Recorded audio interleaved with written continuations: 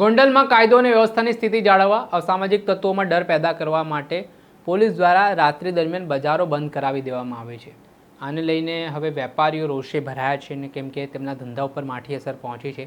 ત્યારે બાબતે ગોંડલના ડીવાયએસપી કચેરીએ અને ગોંડલના ધારાસભ્ય ગીતાબા જાડેજાને વેપારીઓએ આવેદનપત્ર પાઠવીને શું કહ્યું વિગતે વાત કરી।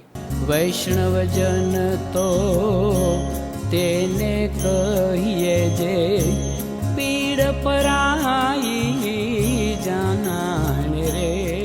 દર્શક મિત્રો, નવજીવન ન્યૂઝમાં આપનું સ્વાગત છે। હું છું ફૈઝાન। હાલ ધમધોકતો તાપ પડી રહ્યો છે। રાત્રિ દરમિયાન લોકો પોતાના પરિવાર સાથે હરવા ફરવા માટે જતા હોય છે। ગોંડલમાં છેલ્લા થોડાક સમયથી અસામાજિક તત્વો દ્વારા જે પહેલાના ઘટનાક્રમો સામે આવ્યા, માથું ઉચકવામાં આવ્યું હતું, ત્યારબાદ રાજકોટ ગ્રામ્યના ડીઆઈજી નિર્લિપ્ત રાય બન્યા અને તેમણે જે ગોંડલમાં અસામાજિક તત્વો સામે ધોષ બોલાવી કાર્યવાહી કરી, તેના કારણે કાયદો અને વ્યવસ્થાની સ્થિતિ છે તે પોલીસે સુદૃઢ બનાવી છે। અને તેના જ ભાગરૂપે 10:30 વાગ્યાની આસપાસ ગોંડલના જે રાત્રિ બજારો ધમધમે છે ગ્રાહકોથી, તેને પોલીસ બંધ કરાવી દેતા લોકો પોલીસની કામગીરીથી નારાજ જોવા મળી રહ્યા છે। વેપારીઓએ એવી શક્યતા વ્યક્ત કરી છે કે આ બજાર બંધ હોવાના કારણે તેમને ખૂબ મોટું નુકસાન થઈ રહ્યું છે, લોકોની રોજગારી છીનવાઈ રહી છે। પરિવાર લોકો રાત્રિ દરમિયાન ગરમીના સમયે ફરવા માટે નીકળે છે, ખાવા પીવા માટે નીકળે છે, પરંતુ આ બજાર બંધ હોવાના કારણે લોકોને યોગ્ય વસ્તુઓ નથી મળી રહી અને વેપારીઓને પણ ખૂબ આર્થિક ફટકો પડી રહ્યો છે। અને આના સંદર્ભમાં સ્થાનિક ગોંડલના વેપારીઓ છે તેમણે ગોંડલના ડીવાયએસપી કચેરી સાથે જ જે ધારાસભ્ય છે ગોંડલના ગીતાબા જાડેજા, તેમને લેખિતમાં રજૂઆત કરી આવેદનપત્ર પાઠવ્યું છે અને આ ધંધા તેમના પૂર્વવત થાય અને પોલીસની હેરાનગતિ બંધ થાય તે પ્રકારની માંગ કરી છે। આ મામલે શું કહી રહ્યા છે વેપારી, તેમને સાંભળો।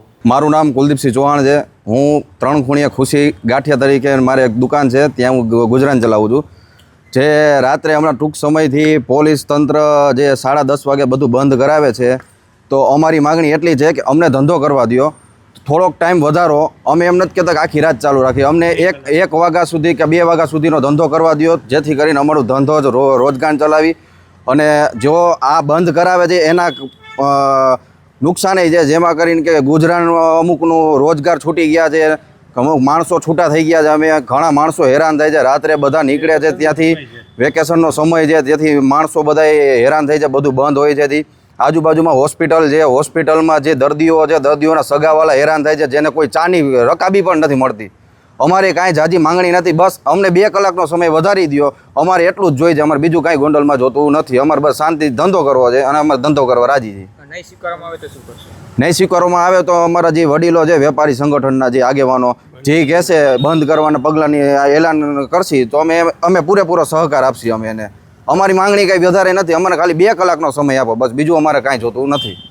આપણે સાંભળ્યા હતા ગોંડલના વેપારી, તેમણે આ મામલે રજૂઆત કરી છે અને આગામી સમયમાં તેમણે આશા વ્યક્ત કરી છે કે આ બાબતની ગંભીરતાને લઈને સરકાર ત્વરિત પગલાં લેશે અને ગોંડલમાં જે પહેલાં જેવું વાતાવરણમાં લોકો વેપારીઓ છે તે ધંધો રોજગાર ચલાવતા હતા તે મુજબ આગામી સમયમાં એવું શાસન લાવવામાં આવશે તેવી વાત ત્યાંના લોકોએ, વેપારીઓએ ઉઠાવી છે। દર્શક મિત્રો, આવા જ નવા વિડીયો સાથે આપણે માહિતગાર કરતા રહીશું, એટલે તમારી નવજીવન ન્યૂઝની ચેનલને લાઇક કરી લો, સબસ્ક્રાઈબ કરી લો અને વધુમાં વધુ શેર કરો।